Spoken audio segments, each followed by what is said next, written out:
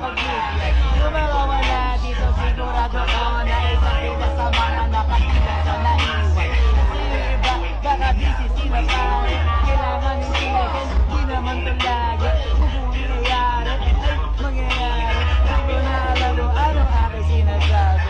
Di ko rin na marinig ang aking sinasabi. Eto na parang nakatikim na wasabi. Nandito na, alam mo wala na tong tungtungan. Pero pwede bang ipagdikit na natin yung upuan? Para sorry, kanina sobra pala. Oh, tignan mo ngayon, isasakto ko bigla. Eto yung pangatlong linya ko, paano pa sa pang-awa? Kung wala si Apex, di ako magpapaawa. Hindi magpapaawat na para bang tigyawat na ayaw na umawat na biglat umubo. Eto alam mo naman kasi ng lahat na letra na aming sinasabi o das pagkanto sa ulo.